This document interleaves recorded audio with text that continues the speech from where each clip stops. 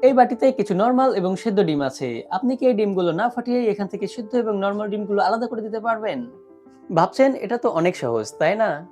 ঠান্ডা ও গরম ডিমগুলো আলাদা করলেই তো হয়ে গেল। তবে সবগুলো ডিমই যদি ঠান্ডা হয়ে থাকে তাহলে কি করবেন? এবার ভাবছেন ওজনে হালকা এবং ভারী ডিমগুলো আলাদা করলেই তো সেদ্ধ ডিমগুলো খুঁজে বের করা সম্ভব, তাই না? না, এতটাও সহজ না।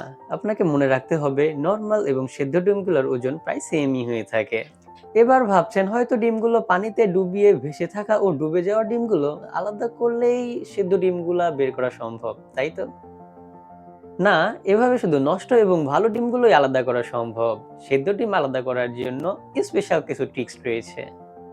এটার জন্য আমাদেরকে নিউটনের প্রথম সূত্র অ্যাপ্লাই করতে হবে। দুইটা ডিমকে একসাথে ঘোরালে সেদ্ধ ডিমের মাঝে ঘন বস্তু থাকায় এটা তুলনামূলক বেশি সময় ধরে ঘুরবে, আর নরমাল ডিমের মাঝে লিকুইড থাকায় এটা তুলনামূলক কম সময় ধরে ঘুরবে। আবার ডিমগুলো ঘুরতে থাকা অবস্থায় হাত দিয়ে থামিয়ে দিলে সেদ্ধ ডিমটা সাথে সাথে থেমে গেলেও নরমাল ডিমে লিকুইড থাকায় এটা কিছুক্ষণ মাতালের মতো ঘুরতে থাকবে। এই দুইটা টিপস অ্যাপ্লাই করে হাজারটা ডিমের মাঝেও আপনি সিদ্ধ ডিমগুলা খুঁজে বের করতে পারবেন। ভিডিওটি ভালো লেগে থাকলে অবশ্যই রন্ধনী পেজটিকে ফলো করে পাশে থাকবেন। ধন্যবাদ।